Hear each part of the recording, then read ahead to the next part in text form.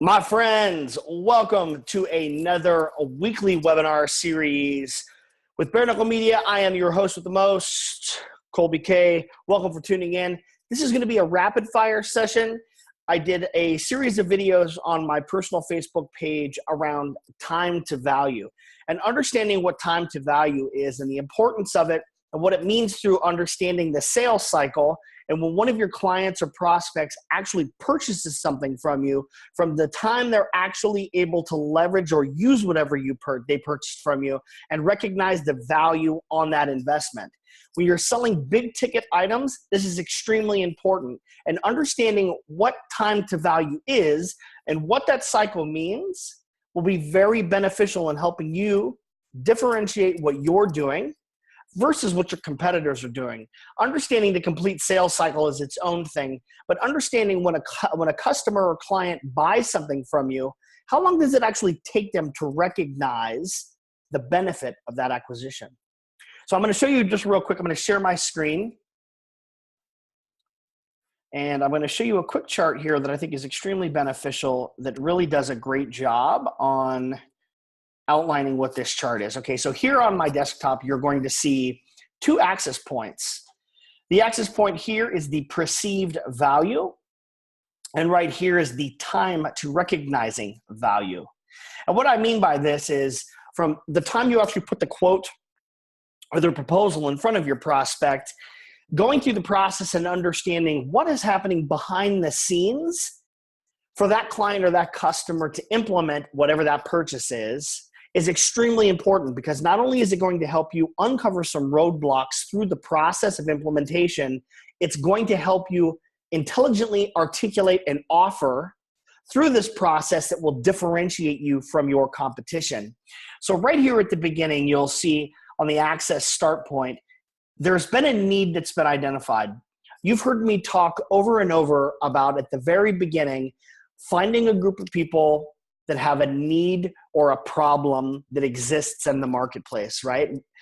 Understanding what that specific need is very important when developing your product, your service, or your delivery, whatever it is you're trying to work on, right?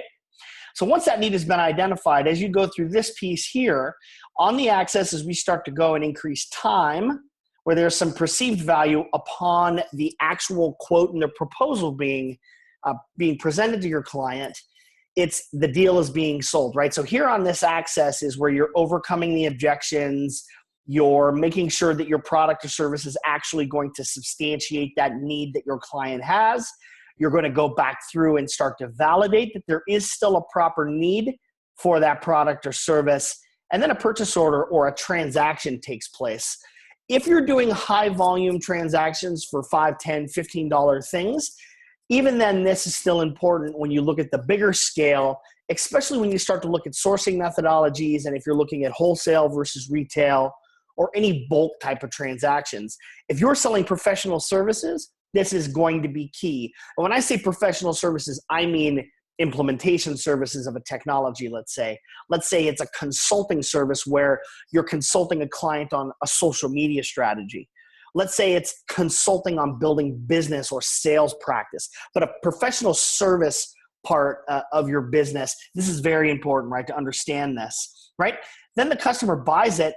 Traditionally, what happens is they sit on it, right? How long does it actually take them to implement whatever it is they've purchased from you from the time they buy it and it gets delivered, right? So what you have in this process, unless you've got an e-product, is you do have a time that actually a balance of time that waits from the time they purchase to when they actually get it. So that could be mailing, that could be the purchase order process, that could be credit applications, that could be clearing of the funds, all of those things that happen in the back end, right? Then you might have a headache, you might have a roadblock. Maybe there's, for some weird reason, you've got a hang up. In a professional services discussion, let's say your client or your prospects moves back. Let's say they've got a scheduling conflict and one of the constituents that's in the process can't make it.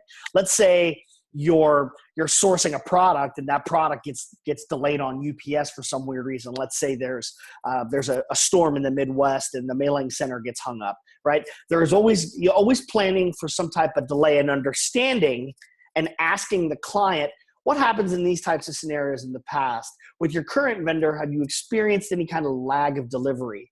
Have there been dates that have been pushed, and have expectations been met based on what your competition has actually committed to for your client or prospect, right?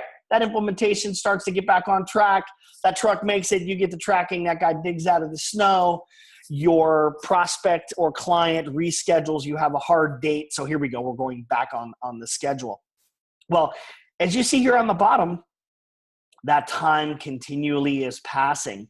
So the actual value of whatever your price is, say it's a $2,500 service or a $500 product, the time that they get ready to actually purchase that is when the value for the client or the prospect is absolutely at its highest based on the pricing negotiation you put in front. They see this is the time to buy, right? This is where I find the absolute value. But as you see here, it starts to diminish over time until they're actually able to implement that product or that service, right? So here, the value is realized, and the shortening part of the time access is the time that your client or prospect actually utilizes your product or your service. So as you see, understanding, hey, look at that, robot's in my pocket. As you understand where that sales cycle is and what part that time to value is from the time your prospect or client has the discovery phase, they buy it. Are they going to implement any type of testing phase, whether it's going to be, if it's a big ticket item, sometimes they're not going to buy it all at once. They're going to buy it in a rollout. Once they do that implementation, how long does it take for them to actually get it implemented? And then once they implement it, making sure you've got touch points on following up and making sure that whoever bought your goods or service actually got the value that you promised up front. Following up and closing the loop on this process is what's going to separate you from the scammy salesperson to the trusted advisor role that traditionally customers and clients are looking for. They want to know you give a shit. So staying through that process is going to be key. Guys, that was our quick hit for today. I hope you found value. Love what we're doing in the group and love the continued dialogue. I look forward to talking to you tomorrow. As you guys know, I'm in the middle of a move, so things are a little bit hectic around here as we're moving into a new home and a bigger office. I will see you guys soon. If you've got questions, comments, or anything else, leave them in the comment box below. And as always, keep pushing.